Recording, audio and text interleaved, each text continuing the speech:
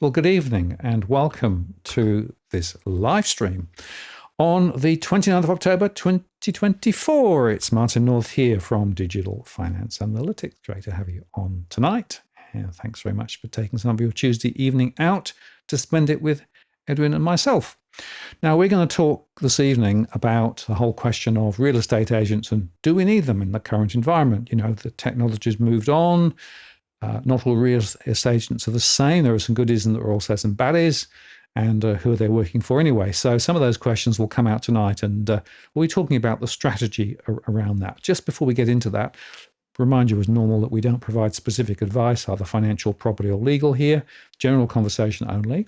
We moderate the chat, but invite you to put your comments and questions in.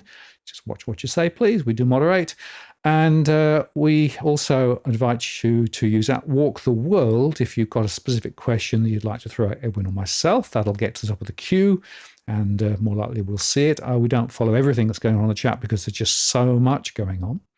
We've also enabled Super Chat, which means that if you want to get to a question to the top of the list, you can do that, or indeed make a contribution to what we do around here. And as I often say, we don't do this for profit. We do this because we think there's a really, really important conversation to be had at the moment. So let's get rid of that. And going to bring Edwin straight in. Edwin, how are you going? I'm doing well, Martin. How are you? Yeah, very good. 2 days in a row. Can you cope? Oh, certainly can, especially if it's for a good cause. We've got to, get our followers and our viewers up to speed with what agents do or not do. There's such a high level of distrust toward the industry. I mean, is it any wonder the real estate industry is ranked, I think, 47 out of 50 professions. And that could be even be globally, so, something like that in Australia. But look, at the end of the day, I think that's what we're going to uncover or unravel today, and that is who do the selling agents really work for? Do they work for the vendor or do they work for themselves? And what is the motivation?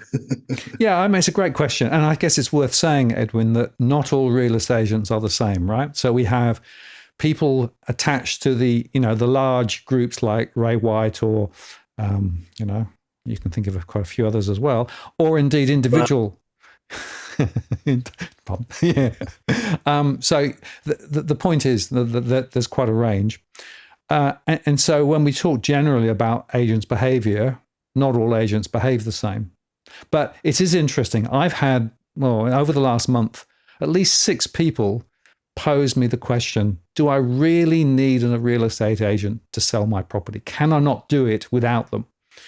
And so that's what we're going to explore tonight. And you're going to take us through the sort of the process that you go through and some of the issues that you might touch on. And there is a sort of series of steps, right? From deciding that you want to do something, trying to work out what the value might be, work out, the timing, method of sale. How do you get the marketing done? What about the legals? I mean, there's a bunch of issues that need to be thought through. And I guess that's the reason why, up till quite recently, agents have tended to be in the box seat. Although it's worth noting, of course, that if you were to do it yourself, you couldn't now necessarily list on the major property portals, which some would see as perhaps a disadvantage too. So what's the thinking process, Edwin? And how do we sort of turn this conversation into something that could be useful in terms of people thinking about alternatives? Well, look, first and foremost, I think what we need to understand in as you said, in not everybody, but in the majority, sadly enough, it's an industry that is pretty much it's all smoke and mirrors. It's all about a trust that people put on an individual that is meant to be licensed and is meant to give advice, property advice, selling advice, marketing advice, preparation, presentation advice, and be able to negotiate on behalf of the vendor. But you and I and our viewers know, in the most part, not all, but in the most part, it's not about the best interest of the vendor as much as it is the best interest of the back pocket, and hence the reason why we're here. Hence the reason why we have the following that we have, and hence the reason why I get castigated by my peers from your CEOs and CFOs of the major brands.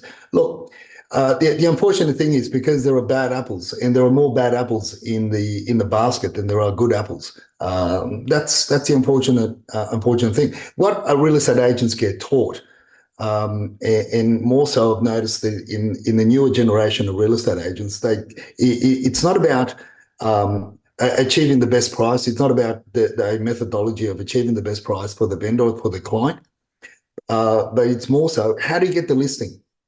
So we've gone from looking after a client, looking after the person, the individual that's paying you, to, as I said, looking after your back pocket. And so the training has gone from away from what we would consider back in the day, the normal things that you did as a professional in looking after the best interests of your client. But now, what the training is all about, how to persuade the individual to list with you, because once they've got you, and this is what a lot of people need to understand. Once they've got you for that period of that term of 3 months. I mean, I've spoken about that, and I've questioned that period in the past, because effectively, when you read all the articles, you read the mainstream, you talk to agents, they say, I can sell the house in a week, I can sell the house in 3 weeks, I can sell the house in 4 weeks, I sold this one in 3 days, I sold this one in a day, and all that. I mean, all sorts of questions should be going through people's mind. If there's such a high demand for property, why is the turnover so, in terms of period, why is it so quick, right? When one would think that the negotiation process should be a little bit longer in order to achieve a greater price, right? So there's a lot of anomalies in that, and also my biggest bugbear, and I say to a lot of my clients that are looking, that we assist them with the sales process. We don't do the sale ourselves, but we help them and assist them through a process, which I'll share a little bit more about later on in the show.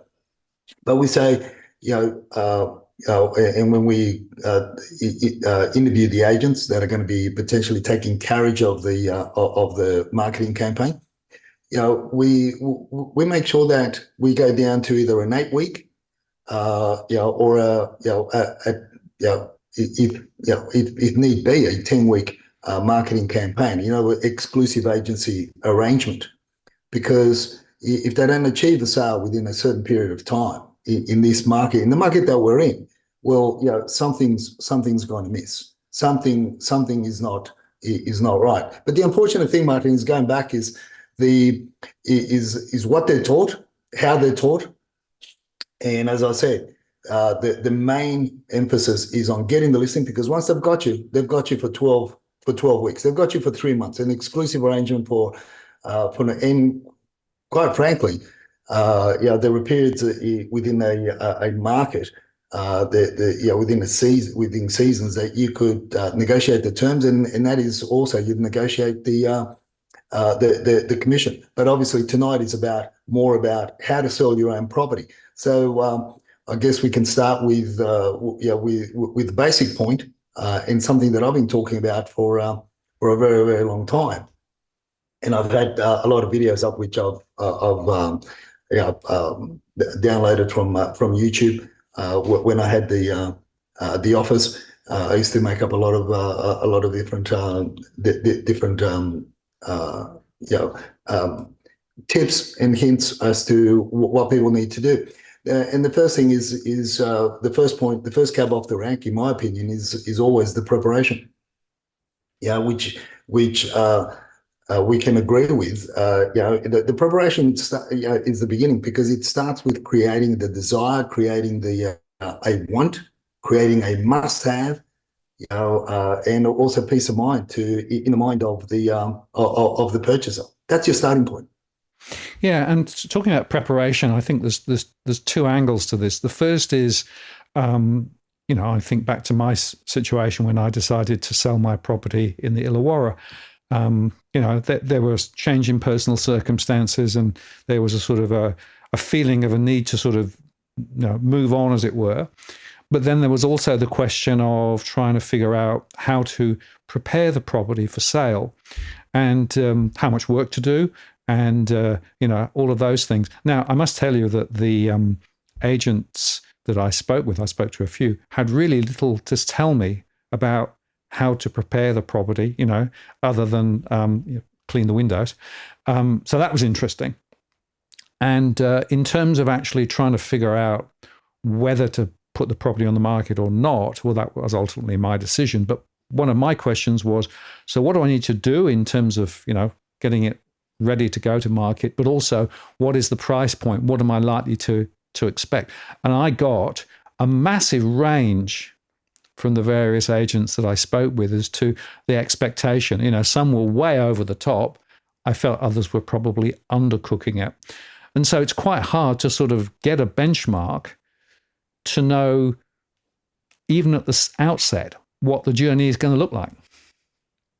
Yeah, look, I've said for quite a number of decades, pretty much since I've been in the real estate industry, I've said you don't really need a real estate agent or a selling agent in order to give your property away, right? You don't need it. You could do it yourself comfortably. Why pay a real estate agent? What the average commission right now in Sydney is around the 1.5%. And when you talk about the average the average value of a property in the Sydney region, let's say of a home, you're looking at 1.7, 1.75. So do the math. So you don't need to give that much away. So you don't need to, if you want to give your property away, you don't need a real estate agent to do it for you. You could do it yourself comfortably without having to pay somebody on top of that for the privilege. I also say you don't need to pay a buyer's agent a fee, because that's a territory that we're covering predominantly now. You don't need to pay a buyer's agency fee. If all they're going to do is pay premium for a property that's going to end up costing you hundreds of thousands of dollars to rectify in the future. You could do it yourself. You could go to the auction and throw your hand up in the air and be the last one. Be the last one to throw the paddle up in the air, and you're gonna get it. So you're going to pay over the odds, and so in both instances, you don't really need the so-called professional and pay him a huge fee. So to set the ground. What do agents earn? And again, this is something that I've been sharing for a very long time, and keeping track of the commission structures, predominantly around Sydney. From time to time, I venture out and look at this commission structures, in other states, what they're doing. But predominantly in the Sydney region and greater region area, the commission structure on average right now is 1.5%. So when you start extrapolating the numbers and we start looking at what a real estate agent does to sell your property, and you start talking averages, it's quite alarming. So when you break it down to average hours spent on a property, from the let's say the photography right to the settlement, it's I've clocked it at on average about 17 hours. So 17 hours, then you multiply 1.5 into 1,700,000 and 1.5% into 1,750,000. You get your figure from that, and then you divide that by 17 hours. That's what you're paying your real estate agent. That's the fee, which equates to around about $1,500 per hour. I mean, there are some really really learned barristers that don't earn half that much on an hourly basis, and they do a hell of a lot of study. I mean, there are some professors. There are some, all sorts of other professions that they spend anywhere from 6 years to 12 years, especially in the medical field, to become experts that don't earn that much per hour. But this is what you're paying them. So the question, what are you getting? So we go back to step one. Step one is the preparation, and as you said, a lot of the agents don't look at the process methodically. They just, because all the focus is laser focus is on how quickly can I get this person's property on the market? How quickly can I sell it? How quickly can I put that commission in my pocket to pay my overheads? That's the front of mind thought. So preparation, in my view, is one of the major pillars. Because, as I said, it all starts there in your preparation, because you want to the property become desirable. You want it to become a must-have, and you want to also give the buyer peace of mind that they bought something that they feel good about, right? So, but you have to also decide, Martin, what are you going to do in order to prepare? How far are you going to go? Are you going to prepare the house? Are you going to give it a quick lick of paint? Are you going to just give it a quick makeover, or are you going to do a full reno in order to achieve the best price? So, we work with certain, because of my background understanding of renovating and construction and building and so forth, I work on the premise that if I am going to spend $1, I want, 2 and more in return for the effort. That's a simple rule of thumb. Obviously, often cases it equates to a lot. It equates to a lot more, because you're creating that desire, creating that emotional attachment that the person that's going to inspect the property, is going to, be building up. They're the building blocks that you're going to create, the emotional building blocks that you want to create in the purchaser's mind. So that's the first thing you've got to consider. Then, obviously, with that, in the preparation, and you start thinking about renovations, and a lot of people's minds start sort of thinking, well, hell, tradespeople are charging an arm and a leg, and therefore you don't have that you may not have the networks, but you've got to be prepared. You've got to prepare yourself early. You can't just go out on a whim and let Lady Luck take over when you go out on the market, because if you're not prepared, you're not going to achieve, and the property isn't prepared, you're not going to achieve the best or the optimum price for your property. So the question is when do first impressions when do people start getting the first impression? And some would say that it's when they attend the house. I would say that it's the photography and the presentation, the online presentation, because that's what people see first. And one of our things is when we're going through different areas and different suburbs, we look at the way the properties are presented online, to determine as to which ones we sort of start attending first, to try and get a deal for our clients. Now, as a buyer's agent, obviously we're trying to get a much better deal from the selling agent or in the vendor for our clients. So they're the things that we need to consider, is the preparation, and you have to give yourself time. Obviously, some people, for one reason or another, don't have a lot of time to prepare, and they don't have the networks to help them to prepare. But there are simple things that you could do, like declutter. As I said, a quick lick of paint, putting things away, staging. A lot of these, the staging companies, a lot of the people that help you to stage a property, they're open for. They're not exclusive to real estate agents. Obviously, they charge a fee. A staging company will charge anywhere between $4,000 and $6,000 for a full furniture package of a 4-bedroom house to be set in play for 4 to 6 weeks. A stylist will charge anywhere from $1,000 to $1,500 just to come and style your house with your own furnishings, or they may provide soft furnishings themselves to help you style the house for the photography in order to have a better presentation online. And one of the things that you've got to consider is you've got to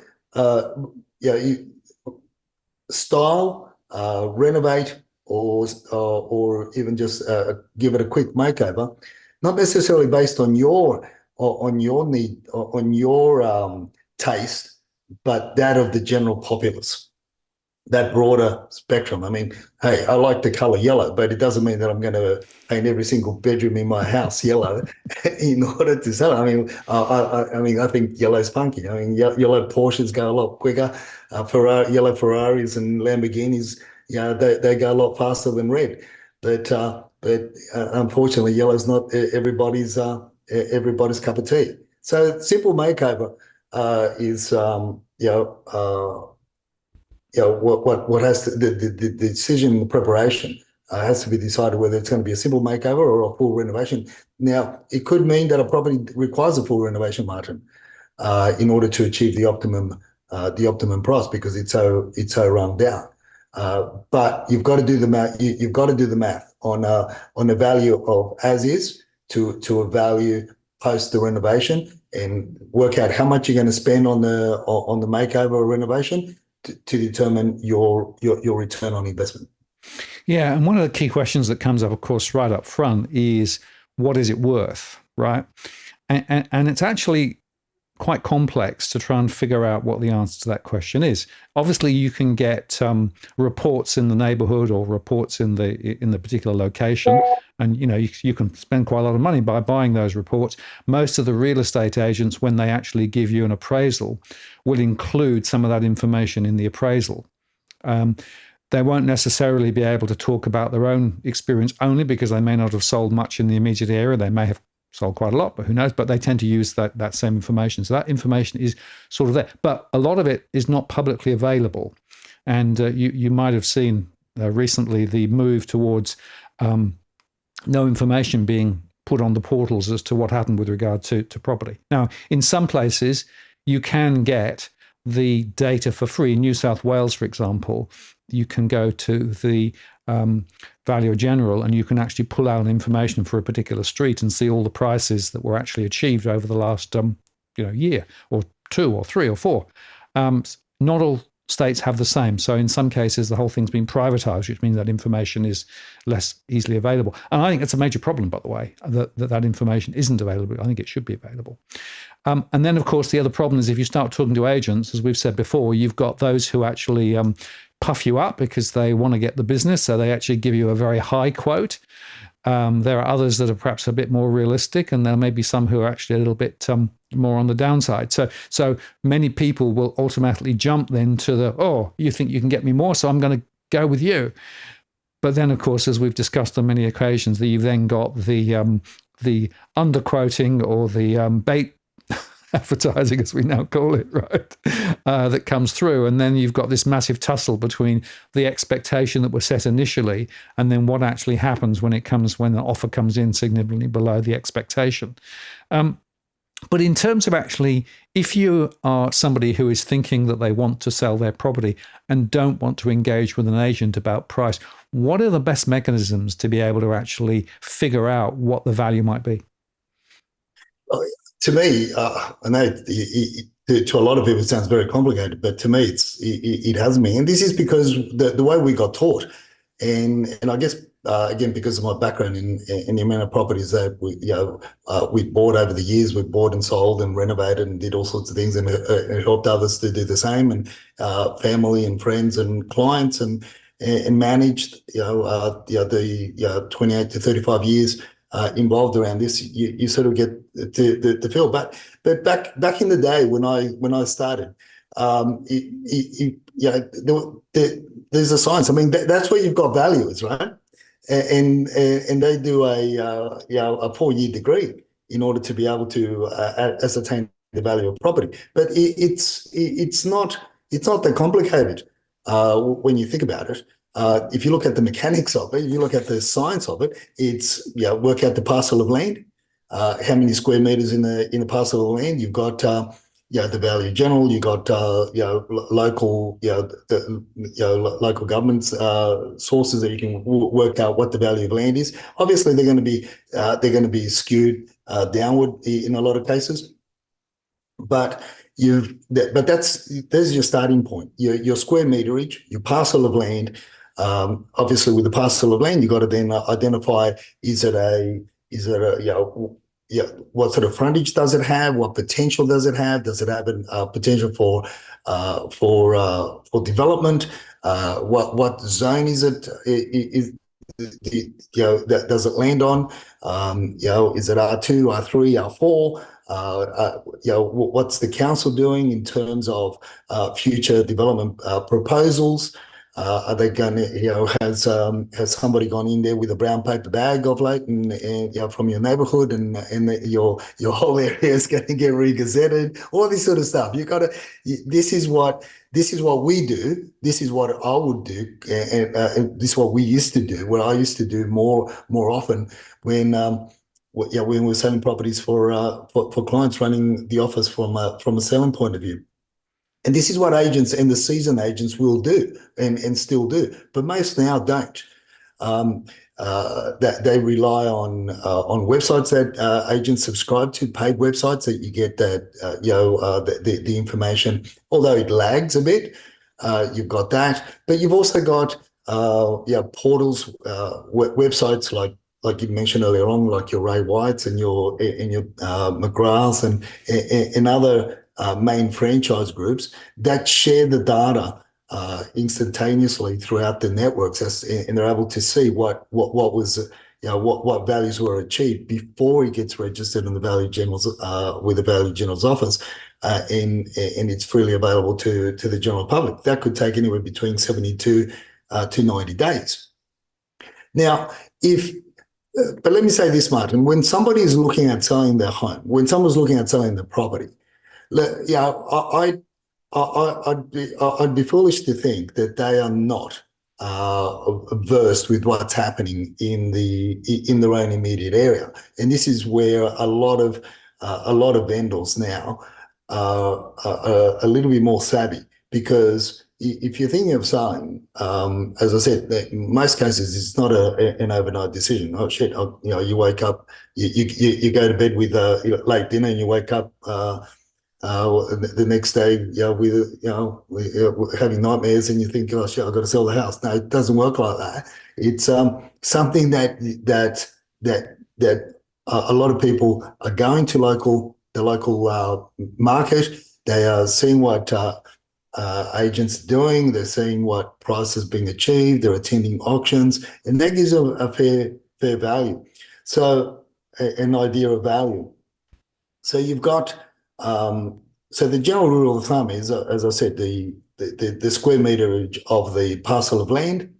You work out the value. How many square meters do you have? How is it the pluses and the minuses? Is it an irregular shape? Is it a sought after shape? Is it almost a perfect rectangle? Are there easements on the parcel? Can you extend the house? Is there an easement running? Where's the sewer line going? What are the easements that are going through the property? You work all that out to work out the value of the parcel of land. Then there's the value of the dwelling that's on it. But the point there is, I would argue, Edwin, that a lot of agents don't go through that process. No, they don't. They don't. But 100%, they don't. This is what I'm saying. But this is what we do. Yeah. This is what myself and my colleagues, we used to do. We still do to an extent, and this is what us old timers in the industry do. Still. Because this is what we got taught, and this is how when we're buying property ourselves, we like to do. We run through these call it mathematics. We run through these through these numbers in order to get the true value of the property. Then, of course, you've got your inclusions of the property, the size of the dwelling on the property, what it's made of, the inclusions. Has it been since they bought? What's been upgraded, what hasn't, what's been neglected, what hasn't.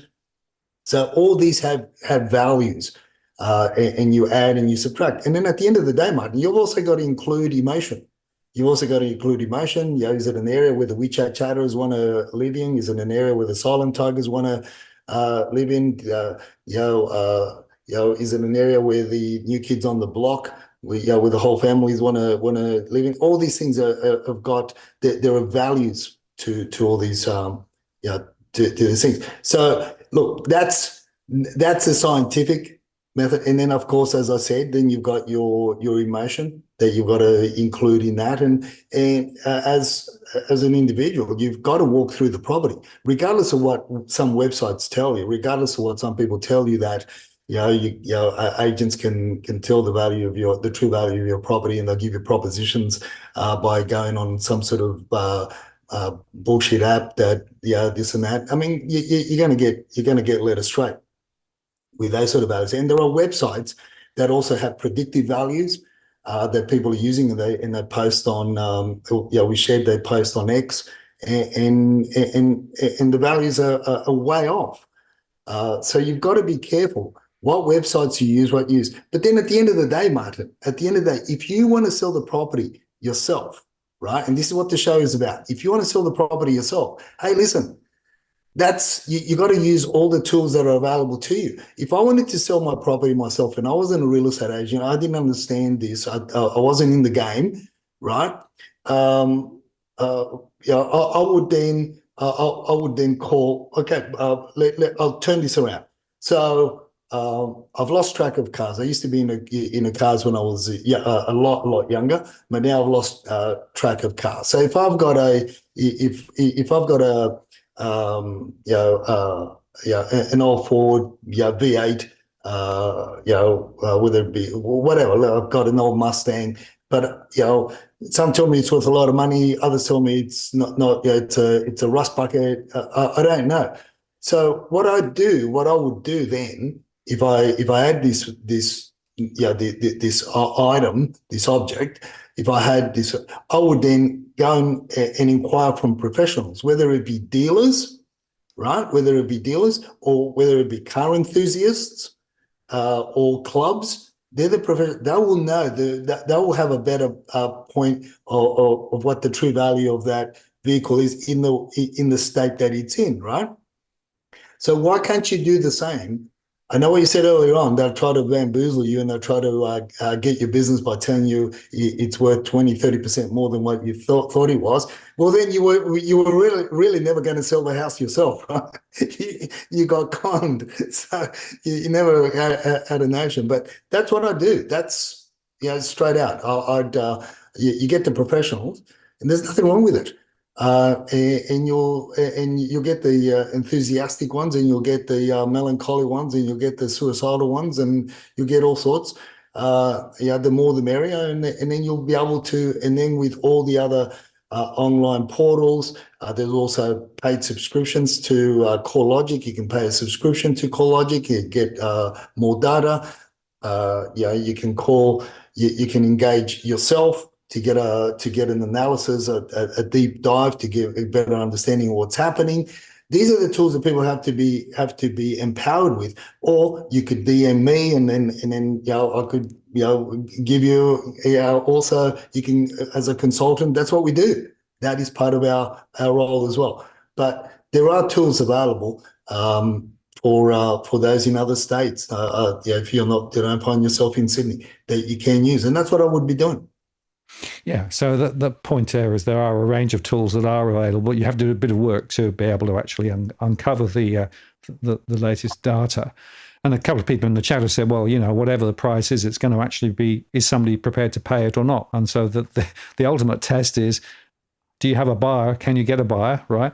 Which I guess takes us on to a couple of other points. The first is the presentation of the properties we discussed, but also things like the plan and the photography. Interestingly, when I sold my property, the real estate agent got a photographer and somebody to come and do the plan. So they basically outsourced all of that work to somebody else rather than doing it themselves. So I'm thinking, well, hang on a moment, what are you actually doing then? So they're basically just saying, well, I'll bring that guy in to make the plan, I'll get that guy in to take the photographs, and he took some photographs and flew a drone up and got a couple of drone shots as well. Now, presumably, those services are actually accessible and available without necessarily going via the real estate agent. 100%, 100%. In Sydney, the average fee is $600, and you get a couple of drone shots as well. Some will give you seven doctored or post-edited photos, spruced up photos of your property. Others will give you 12. Depends what you ask, what you get. You'll get drone shots. You can go all out. You can even do a movie reel if you really want to, which that's what we used to do. I started, was one of the first agencies in Australia to do movie reels of properties and then put them up on YouTube and then tag them on, because that gives you Google rankings and so forth. So you can do all this, and the fees aren't as high as what used to be to hire these professional property photographers. You just have to ask around, and they're available. At the end of the day, the agency, a job is a job, and when it's highly competitive and there's a lot of them around. A job is a job, and even if they charge a little bit more, that's what you would do. Now, unless you're a photographic enthusiast, well, then you do it. Yourself. But these guys, you can certainly get them. The other things is, in terms of marketing.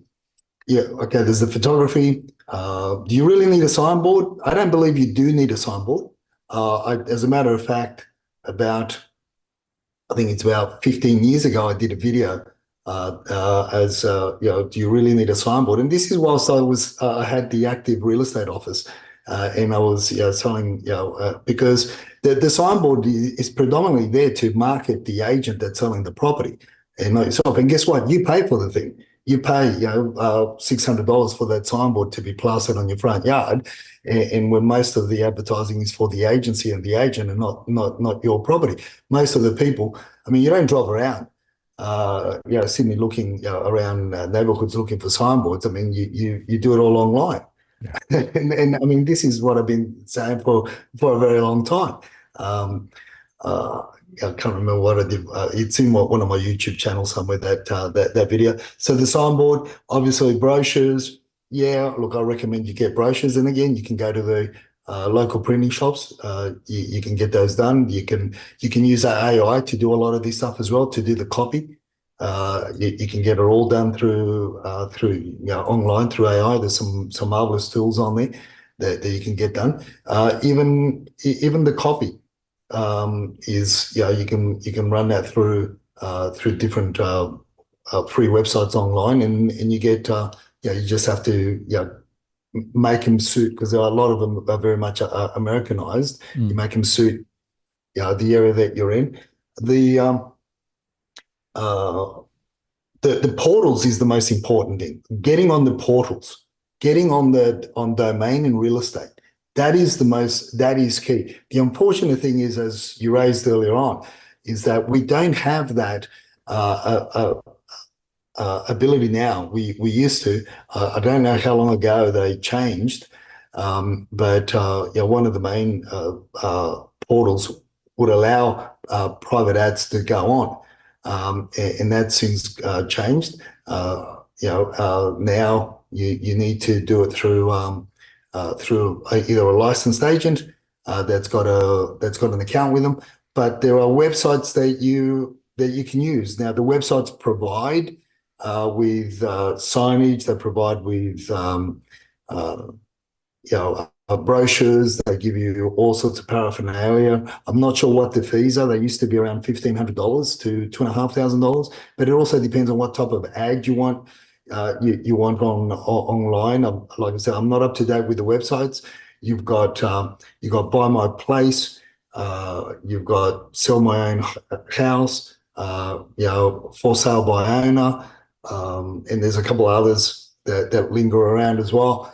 But I'm not sure what the fees are, and they give you a lot of tools. But the main thing is that they'll give you access to use their back end to drop your photos, videos, whatever on the domain and real estate portal. But look, you need to do it. Obviously, you need to attract the viewers. You need to attract the buyers, and that's that is where most of the people will be looking at. And you've got to be on both.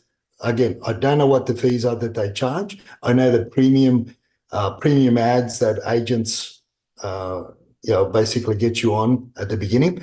On average across Sydney, the premium ads for across both domain and real estate combined, the agents get charged around $4,500. That gives you premium ads for 30 days. You get the premium ads, and then if within those 30 days or within the period of time that the premium ad is running, you haven't sold your home, you can actually withdraw your listing. This is the agencies can actually withdraw a listing and put it back on with a premium ad. That's a flexibility that they have. I don't know how that would work with those Buy My House, Sell Without an Agent type of websites, the no agent property type of websites. I don't know how it runs through them, but in the premium ads across Sydney let's round it off to 5,000, and you can't get away from it. So if you use a real estate agent, that's what they'll be charging you across the board for the premium ads, plus $400 for the signboard on average, $400 for brochures and paraphernalia, then $600 or so for photography, drone shots, floor plan. They're all the fees. Some agents charge, pass on the direct fees. Other agents, they charge on top of that without disclosing what they're being charged. And then, of course, there's the auctioneer. Yeah, well, we'll touch on the auctioneer in a second, but just on the costs of the marketing program, it's worth highlighting that you should push, if you do decide to use an agent, you should push them on breaking it down into its component parts so you can see precisely where the money is going. Quite often they will just bucket into a big number and not tell you, but actually it's worth teasing it out. And if you do decide to do it yourself, then there are resources available. And I think the point that we want to underscore is you have to get your property into the online environment one way or the other, because most prospective purchasers will be using online tools as the first pass filter of looking for property. So they don't, wander around agencies and look in the windows anymore. Most of it's done online. So you need to be in the online environment, but there are tools available, and you mentioned sites there. Some of those are actually quite good in terms of the support they provide. So they can give you some templates and they can give you some, basic help and assistance. Obviously not the same as if an agent was doing all the heavy lifting, but it actually is a sort of a bit of a middle path. And you almost always will have to use one of those sorts of sites to be able to get the property posted into the online environment. Now, you mentioned auctioneer, but there's a prior question. Should you actually run to auction, or should you run by private treaty? Now, that's an interesting question, of course, because many people up till quite recently felt that auction was a come to Jesus moment, if I can put it like that, which means that effectively if you get buyers, prospective buyers together, maybe they'll push the price up. I think things have changed a little bit. Tom Panis thinks things have changed a bit. And generally, I'm quite skeptical of whether auctions really do work, unless you've got a particular type of property with massive interest. The private treaty route can take longer. It's an unknown journey insofar that you don't necessarily have a drop dead date when the auction happens. So what's the pros and cons of auction versus private treaty, Edwin? Well, the first thing that comes to mind is that a lot of people think that you, as a private individual, you can't run your own auction. You can run your own auction. You can actually be your own auctioneer. If you can sell your house without a real estate license, you can also be an auctioneer. Now, I checked that with two sources that check the Act and the regulations. Today, George was one of them, and another colleague of mine that's a solicitor / real estate agent as well. They both run RTOs, and they're both of the opinion that look, you can run your own auction. Go figure. You can go in direct competition with Tom Panos or Damien Cooley. you could run your own auction. Yeah, look, they're your two choices: private treaty and auction. Obviously, with the auction, you've got that certainty where you're going to snag somebody in without a cooling off. The price on the day, they meet the 10% and they're locked in. Or if they buy before the auction, they're also locked into to a no cooling off. Private treaty, the main difference there is that you've got a cooling off period. You can walk away. You just have to provide a 0.25% deposit if you exchange contracts on a private treaty. And before the cooling off period expires, you can, if you decide not to proceed, you lose your 0.25%, 0.25% it's still, money's money, but at least it doesn't hurt as much if you buy something and you get all at auction and then you decide not to proceed, then you as they say, you drop the full 10%. You have to gauge what type. Obviously, you have to decide what type of property you have, what the appetite is in your area. So there's a lot of variables that will determine which way you go. But then outside of that, Martin, there are also different campaigns that you can run under the premise of private treaty and auction. Like you could have under private treaty, an auction's an auction, but under private treaty, you can run what we would otherwise call a silent auction or a Dutch auction. It's still under like a private treaty scenario, except you're playing off people on the sideline. They're not. It's not a public auction as such, where then you're governed by different rules and regulations. So if you are going to have an auction and you've got the cojones to have an auction and be the auctioneer yourself, well, you have to be well versed with the regulations around it being a public auction. There are certain disclaimers that you've got to make. There are certain there's a whole gamut of conditions that you have to post up on the around the property so people can become aware of.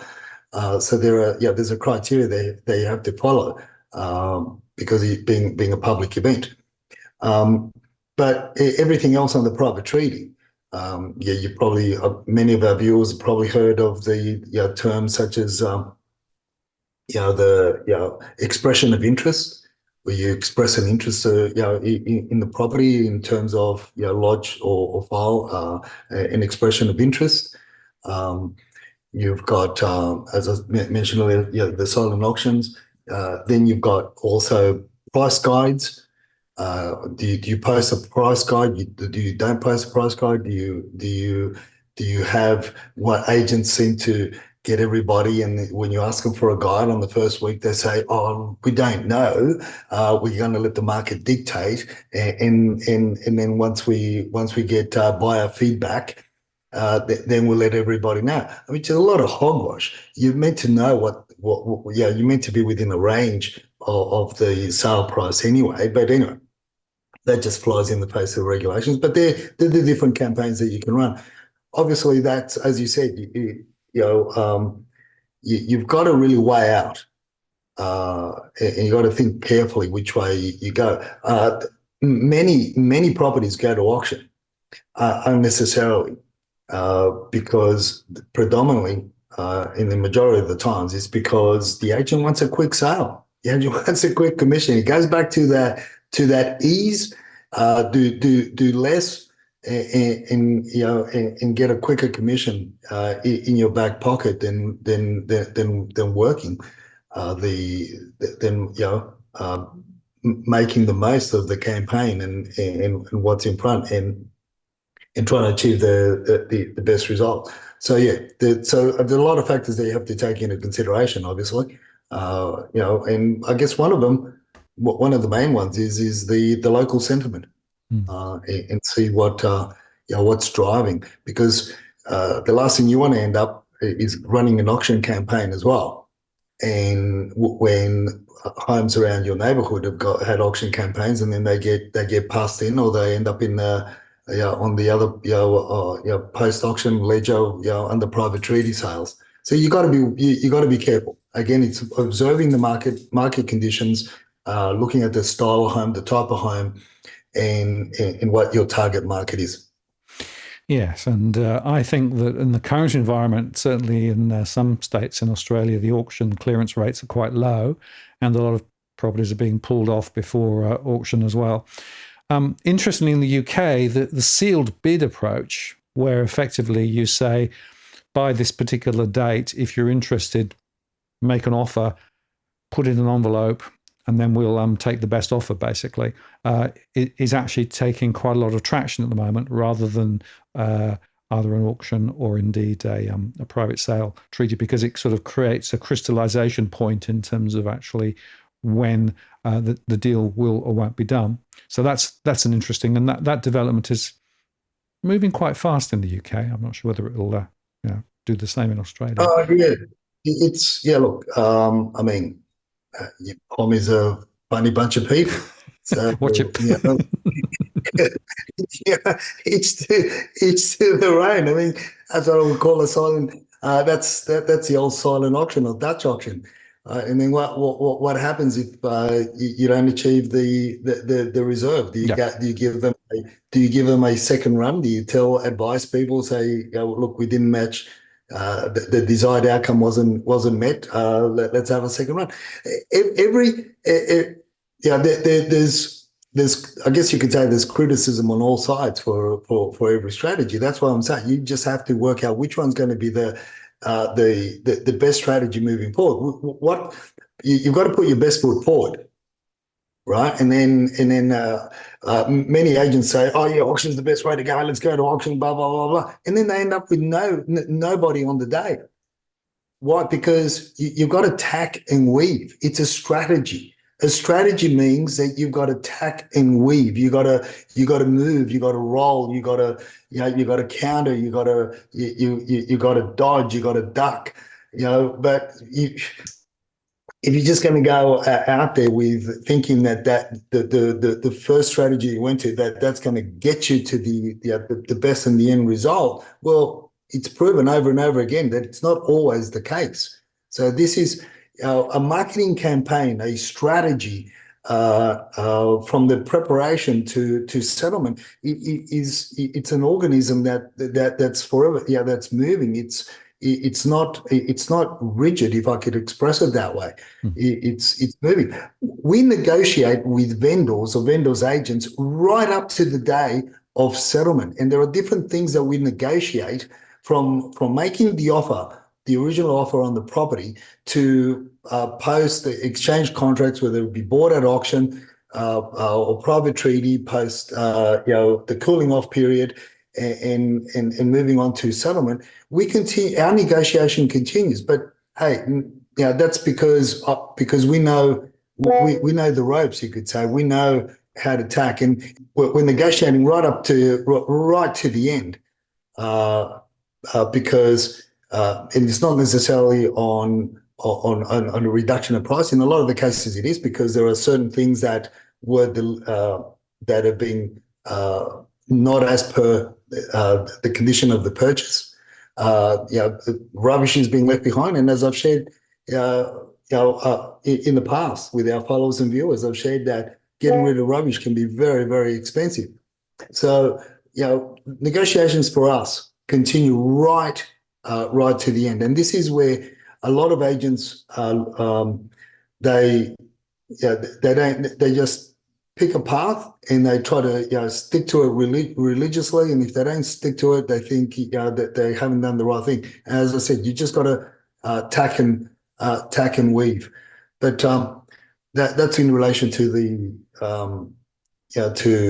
to the strategy.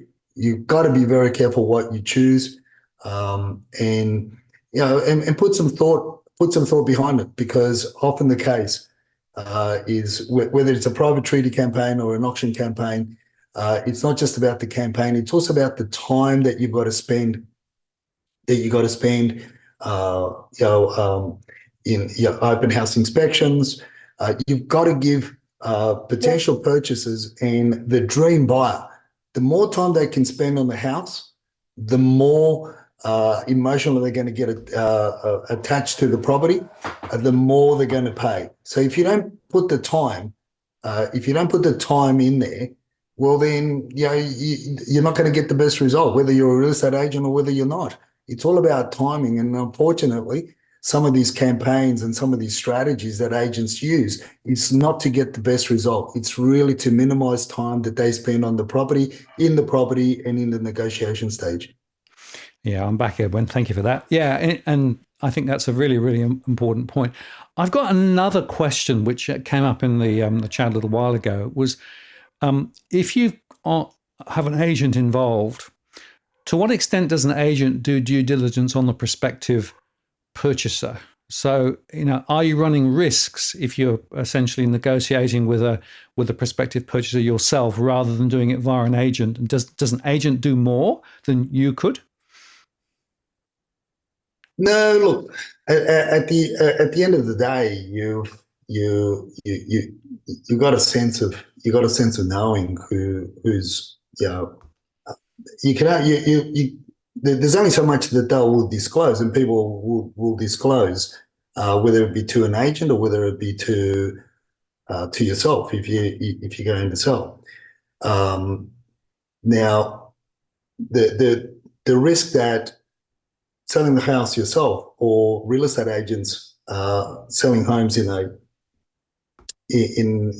a soft market, let's call it, is that you could have the buyer, what we say, the term we use, you could have the buyer fall over.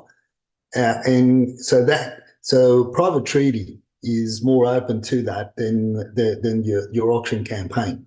Your auction campaign, effectively, if you're buying the property before auction with a 66W certificate, which means you waived the cooling off period, you're compelled to put down a 10% deposit. You may agree on a 5% deposit, but most of the time you're up with the full 10% anyway. So yeah, that is where auctions have it over private treaty, is you're minimizing your potential deal falling over. But if somebody is you're selling the property under private treaty, and they're going to you're giving them look, the contract stipulates 5 days cooling off, 5 business days, but because of the way that funding is at the moment, we can get anywhere between 7 and 10 days is the norm. But when people start asking for extensions, that there's something wrong. That the finances are up to speed. Something's amiss. The other thing is somebody may have got overly heated, and they've offered way more than the valuer is prepared to value the property at. But look, I think that's the amount of deposit that you're taking, the commitment that they have. You can check. You can they'll give you a story. People will give you a story as to where they're from. And for us in general, if we want to secure the deal, and if we want to jump the queue and be first cab off the rank to get the property, for our clients, we'll get permission from our clients to disclose. I'll go in, and pretty much say, listen, my client is ready, willing, and able, and our LVR is only 50%. Or as a matter of fact, there is no loan necessary because the money's in the bank. As a commitment, this is here's the 10% with the 66W and a signed contract at this price. And that would be that, in many cases, has enabled us to buy the property, as I said, first cab off the rank, be first choice, even from somebody. We've taken it away from somebody that's offered somewhat more for the property, but because they wanted to exchange on a cooling off period, and obviously for the agent, security trumps the potential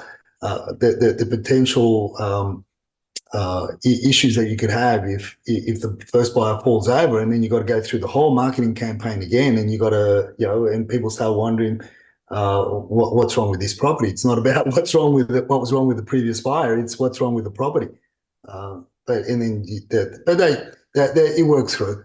I think if you're in the market, if you're going to be buying, because of the values of properties now, even 0.25% hurts, let alone a 5 or 10%. Yeah, absolutely. Well, I'm pretty skeptical actually about the value of agents when it comes to representing specific buyers. I've seen some very, very bad examples where they really don't understand the prospective buyer. Now, whether that's because the buyer has actually not told them the truth themselves or whether the agent is making it up, I have a feeling that sometimes they're a bit creative with regard to the prospective buyer trying to convince you to transact, right? Whatever, right? So I'm quite skeptical of that. But there is also another point, of course, if you actually are going to be paying that deposit over. In the case of an agent, the agent holds the deposit. If you're buying without an agent, then that's another issue you've got to work out, right? And I guess you're going to need legal advice or maybe get your lawyer involved in doing that. The thing to do there is obviously the purchaser's going to have the purchaser and potentially the purchaser's legal representative is going to sort of do a double take. But look, at the end of the day, it gets held. I've had many cases where we've bought properties without the intervention of an agent, and the deposits are held in the trust account of the solicitors. You can nominate which solicitor it's held on. The old saying goes, possession is 9/10 of the law. But look, the legal eagles, the legal fraternity, don't fool around with that side of things, especially. And let me say that not all lawyers and conveyancers have trust accounts either. So then you got to choose a lawyer or a conveyancer that has a trust account and is willing to take. You may get charged more for the conveyance, but it all it's a price you pay to reduce the $30,000-$40,000 commission. You still have to pay fees. People have got to understand if you're going to sell your property on your own, there are still professional fees and marketing fees that you need to pay in order to be able to help you to achieve the best outcome. By you selling the property. I've had a notion, say that this belief that the best buyer, the best seller of a property is the owner. If in its literal sense, in its literal. But the unfortunate thing is as an owner seller, you also have to disassociate yourself from the emotional attachment to the property, and that means you have to be cold, almost cold, in order to. You have to take in insult, because people can be very vicious out there, and more to the point. And that is really a strategy against selling agents. You can make selling agents buckle because, as I say, from a buyer's agent point of view, is I want a particular message to be conveyed to the vendor, and my channel of communication is the real estate agent. Obviously, you do it with respect, and to make them look good, to help them to create a story. Hence the reason why I put my offer for Alvo's property in writing, in text, and said, in a nice way, in a nice polite way, hey, I'm only offering 1 million. My client's only offering 1,730,000. It's the economy, stupid. So Yeah. that's just something that. But you have to be somewhat thick-skinned if you're going to sell the property yourself. Yeah, and a couple of observations there. The first is, if you do actually go the route where you're doing it yourself, you're going to have to be there for the open home. You can't get around showing people around, right? You got to do it. But you're right. You need to detach yourself slightly from selling them. All of the spin on what you think is great about the property. You've got to actually let them open the cupboards and point to the sort of the bad bits too. I mean, that's part of the process. So you need to be a little bit thick-skinned to be able to do that. The other point, I think, just to re-emphasize, you still absolutely you've got to have legal support. So you need to get a proper contract drafted by, your legal representative, and they will be actively involved through the transaction. You can't avoid that. So like us or not, that's part of the process too. But the relatively small fee from the legal quarter pales into insignificance when you think about the sorts of fees that an agent traditionally will charge. And I think I'll just put this up from Be Right Agent, because it's a good point. And in fact, I had them on my show a couple of weeks ago. So that not all agents charge the same. So find the lowest cost. Ask them hard questions, and the bit like Be Right, for example, is one tool where you can actually sift the different options and different price points from agents. Yeah, but the lowest. So the lowest commission doesn't necessarily mean the best result. That's a very good point. Yes. So you can pay the lowest commission. Listen, there are real estate agents that that will in a really slow listing market. In other words, where there's very little listings available, that they will list the property for 0.5%. I know for a fact that there are some prominent real estate agents in the eastern suburbs and in the lower North Shore that have taken on listings of properties with no commission other than the marketing fee in order to get a signboard on the street, because you can't go without presence. You've got to real estate agents have got to own their patch, as they say. You've got to have the ownership of the patch. So to make the premise that the lowest commission-based agent is going to get the best result, I don't buy that, unfortunately. To also, as I said earlier on, to make the premise that you're going to get a true indication of the value of your property on an online portal. I mean, you can whistle Dixie. That flies in the face of, in New South Wales anyway. In New South Wales, I can tell you now that flies in the face of the regulations. In order for an agent to give you an opinion of the property, to give you a CMA, a comparative market analysis, and give you an opinion to the value of the property, should they take the property to market, they have to visit the property. You can't do it without visiting the property, and you can't, you might have, you could do it through video cam, you could do all this sorts of swanky stuff as well, but hey, you'd be a fool to take an agent on that is prepared to do that anyway, because I wouldn't participate. If I was a selling agent, I wouldn't participate in that because one, I'm a stickler for the regulations. Two, I need to get the feel of the place. I need to get to walk around. If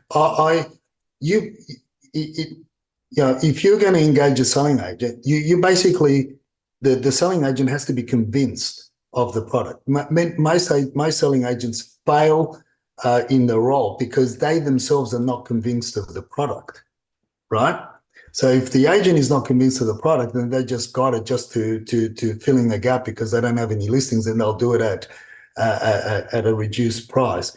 As I said, look, the average commission across Sydney is 1.5%. You can haggle that down, but from, I guess this is my real estate hat on and supporting the real estate agents in a way, if I'm allowed to do that. I wouldn't be so much as negotiating on reducing the commission price as much as I would be negotiating on what they do in order to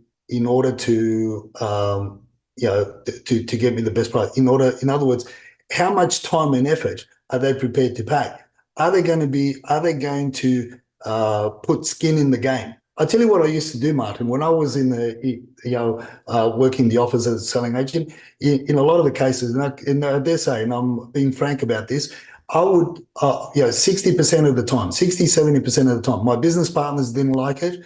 I used to have, monthly, wars with them over it. I used to put skin in the game. In other words, if, when I was, I didn't reduce my commission, but what I did was I would say to the clients, if I don't achieve this price for you, I would wear the marketing fee, right? In other words, that's skin in the game. I would get our team of tradespeople that I've had for decades. I'll get our team of tradespeople to help our vendors, to help them with the makeover of the property, and I would carry that. I would make my office carry that until the property was sold. That's skin in the game. So, and that's a sort of what people need to look for if you're going to go down that route, right? So, but from the point of view of you selling the property, this is what I'm saying. You've got skin in the game yourself, but you've got to put in the time, and you've got to put in, you've got to pay certain fees. There are certain fees that you have to pay. You can't get away from. There are certain disclosure statements that you're compelled to give. You can't abscond them, because obviously then the whole contract can fall over, and there's certain regulations that you need to make yourself aware of in order to sell. There are certain disclosures that you have to make by law. So now you don't necessarily just come under the Property Stock and Business Agents Act. You also come under consumer law. And there are certain disclosures, as I said, and but if you're doing all this, and there's certain certificates, warranties that you have to provide, or that your lawyer will assist you in to provide anyway. That has to accompany the contract of sale, because otherwise, without a lot of these things, the sale could potentially fall over, and this is where you've got to be careful. One other point there, Martin, in terms of selling the home yourself, and in terms of the legality of this whole thing, you've also got to, from the standpoint of view of a selling agent. So when the selling agent takes carriage of the property for sale, the selling agent's insurance kicks in. Right, when they're doing the open house inspections, the selling agent's insurance kicks in. So now you're opening up your place to the public. So therefore, you've got to either advise your home contents insurer. You've got to make sure you've got home contents insurance. And you've also got to make sure that you minimize the trip hazards. I mean, selling agents have to do that anyway. There's a lot of case law against selling agents that didn't disclose certain dangers or certain trip hazards, certain hazards around properties, and people are being injured. And the most recent case is a real estate agent that went to attend an open house from another real estate agent, went head over turkey, fell over, injured her hip and arm, and walked away last year, I think it was, with $400,000 pay packet, because the agent didn't disclose that the driveway had been freshly painted, Foolishly, the owner didn't paint the driveway with the proper anti-slip paint. It was raining. The agent said to this potential buyer, "Yeah, you can park in the driveway." She parked in the driveway, thinking, he was doing the right thing by her. Got out of the car, and and the rest is history. $400,000 later, and the agent's insurance had to pay for it. So you've got that to contend with. So you've got to make sure how far you go. It's up to each individual. How far you go as to disclosing what you're doing to your insurer, and it might be even worthwhile getting public what do you call it? Public liability. Public liability for that period. Yeah. For that period of time. Talk to your insurance company. But that's something that hasn't been tackled with a lot of these websites, or it may have been. Like I said, I'm not up to date with what they provide. But that is, to me, a big issue. Yeah. I must underscore that the public liability aspect of this is quite significant. As you say, the agents have insurance protection, which allows them to do stuff. So if you do it privately, again, that's another factor. And look, the bottom line of all of this, Edwin, is to sort of think about the whole story is it's not a silver bullet to use an agent, but neither is it a silver bullet to do it all yourself, right? There are going to be compromises and there are going to be complexities, whichever route you go down. And, you might save a little bit on the commission, but then do you actually give up any of that on the price? That's question one. And then, of course, how much of your own time are you going to commit to doing this? Because if you're going to have a run of a series of open house inspections, that's going to cost you time and effort, as well as the preparation beforehand and cleaning up and everything else, and that in itself can be quite time consuming. So it's a trade-off about what time have you got, how much do you want to try and save those fees versus what you might get back if you're successful. So it feels very much a grey area here that there is not one right answer here. No, yeah, there are issues. There are legal issues they have to contend with. There are things that you have to make sure you dot your I's and cross your T's, which agents are meant to have be all over it, right? But unfortunately, they're not. And this is so. Look, if I can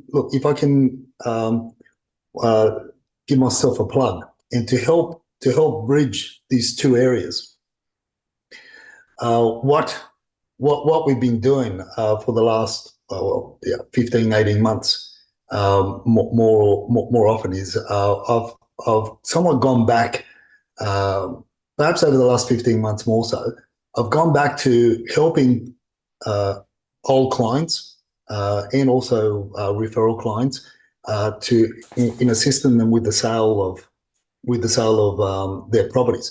So we don't take carriage. I no longer take carriage of the actual marketing campaign.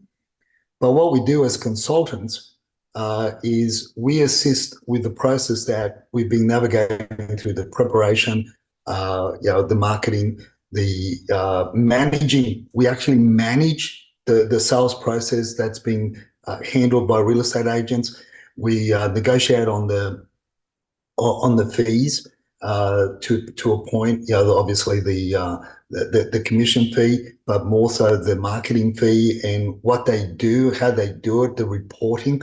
So we manage that process, and we also stay with the vendors who've used us as a consultant to help them basically sift through all the BS reports that they get, in order to also make a clearer, more informed decision as to whether or not they're going to accept the price. So that's what I've been doing more so over the last 15 months. We found that a lot of people don't have the networks to help them to as I said, just to give the house a simple makeover in order to achieve a better price at the end. They don't have the contacts with the photographers, with the stylists and everything else as well. Now, I'm not saying that like I said, I don't take carriage. We manage the process from bringing in the tradespeople to help them at an agreed reasonable price, and I manage myself and Melanie and Linda and Chris. They help me manage that whole process with the trades in order to then obviously then try to bridge that moment. But I feel with say up to or pre-pandemic, the notion, I would sort of think people said, it was a lot easier to sell your own home. But now with all the litigation, with all the pressure, with the price points that we're at, people's emotion and the need, unfortunately, and I'm sorry to say, but I don't believe that that all the bases are covered. And if you want to make that compromise, you want to take that position. But I think there are better, you can sell the home yourself and take certain risks. But I think you need to mitigate all those potential risks, and more so around insurance, because there is so much at the moment in MCAT. And I'd say it would probably be the same at VCAT and in the tribunal in Queensland as well, with so many issues as to complaints in terms of basically hazards and injuries that people have been sustained over attending open house inspections, and this is an industry that is, as I said, that have insured, got professional indemnity, public liability. We carry those. I mean, our insurance is just a bit over $10,000 per annum in order to cover us for what we do, and that's from a buyer's agent point of view, let alone from selling and having all these open homes. And some of the stuff that I've seen, Martin, it just makes your hair stand up because of the selling agents and vendors are basically playing with fire, as the saying goes.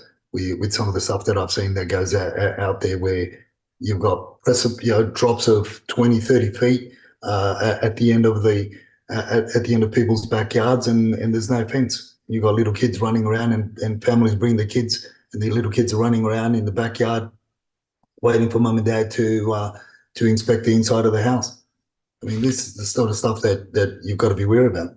No, spot on. I mean, there are trips and traps for the unwary there, and that's why I say I don't think there's a silver bullet answer one way or the other. But if you are a prospective vendor thinking of selling, the steps we've been talking about, whether you use an agent or not, are pretty much the same. If you do effectively decide to go without an agent, there are some extra liabilities that you take on as the prime mover, and therefore you need to make quite sure that you cover all those bases, as we've touched on. And at the end of the day, of course, the sale, whether it proceeds or not, will be determined by whether there is a buyer who actually wants the property and whether the price point is relatively realistic. And that's true whether you go yourself or whether you go via an agent. And, those universal parameters actually don't change much at all. So that's the other thing to bear in mind. Any last thoughts, Edwin, before we close the show in terms of things we haven't covered but should have covered? No, look, there's a lot there's a lot to cover. There's a lot to do. I shelved a project I had, about somewhat 19 years ago. I was actually writing a book, and it was titled "The A, B, C's, and D's of Buying and Selling Real Estate." And now that we've done this show, I've got to go and get all my notes. I've got two files of notes. So I put it together with an old friend. That was a marketing manager for an old marketing manager for Apple and that, and because it was obviously everyone's got a fascination about property, and I started rambling on about it, and then we came up with that title. So yeah, look, it's sort of jogged my memory. Maybe it's time I revisit that and maybe finish the book. But there's so much to talk about, so much to write about. As I said, and there is no, like you say, there's no silver bullet. But in that, I guess, even going back through the thoughts that we've just shared, with our followers and our viewers, is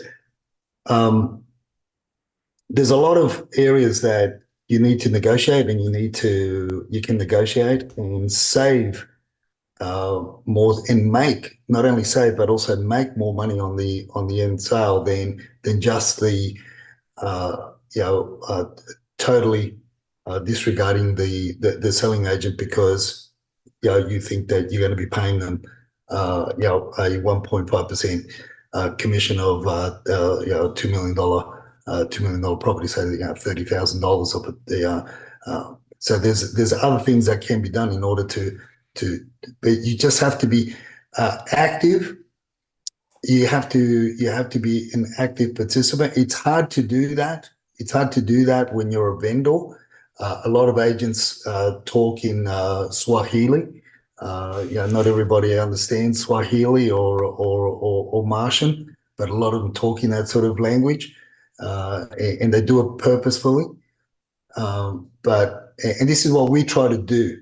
We try to sort of bridge that by managing that whole process, so that, and even with our consultancy fee that we charge on top of the commission that the agent charges and the marketing fees, we believe that the outcome, by saving on the marketing, on the pre-marketing renovations, to achieving the higher price, we can show you where the benefits are. And I think that's, in my view, and obviously being something that I've been working on for the last 15, 18 months, is the middle ground. And I say this because of the insurance issues, the potential litigation that a lot of people could get themselves caught in. But watch this space, because from that, I've teamed up with a programmer, and just watch this space, Martin, because there's another surprise coming to tag onto that, to minimize, to get better outcomes, and get licensed real estate agents to provide better outcomes for vendors, and it'll be a win-win situation. So watch this space. Okay, sounds very interesting. Well, Edwin, I want to say thank you very much for sharing your thoughts again tonight, and 2 days in a row, of course, as well. But really interesting. And, I think, to underscore, there are no silver bullets here, but there are a series of significant questions that you need to ask yourself if you're going to potentially sell your property. And as you say, the commission element is only a small proportion of the total value of the transaction overall. And you want to try and optimize it the best you can. So I want to say thank you, Edwin. Thank you for your time tonight. And I'll look forward to ranting with you next Monday, which should be fun. And I'm going to take you offline now, and I'm going to close the show. See you later. Ciao. There you go, folks. I hope you enjoyed that, and really interesting conversation about all things property related, and whether you should do it yourself or whether you shouldn't. Now, next week, just to say that Damien Klassen will be on, and we're going to be talking there about the financial markets. Of course, the RBA decision will be out on Melbourne Cup Day, and there'll be some interesting debates also with what's happening in the US ahead of the election there. So that'll be an interesting conversation to have next week. And I want to say thank you very much for spending some time with us this evening. Jason, thank you very much for your super chat. Really appreciate. As always, it really helps to oil the wheels here. And I'll look forward to seeing everybody next week on the live show. And of course, check out the recorded shows in the interim. From a dog perspective, Meteor's sitting by my feet. So you've only got one dog, but Luna now is rearing up ready for lunch, which will be the next thing on the agenda. So that'll be going to happen relatively soon. Anyway, thank you very much for spending some time with us this evening. Hope you found that informative, useful. Please like and share the post, and I look forward to seeing you on the next show. This is Martin North from Digital Finance Analytics, signing off. Cheerio.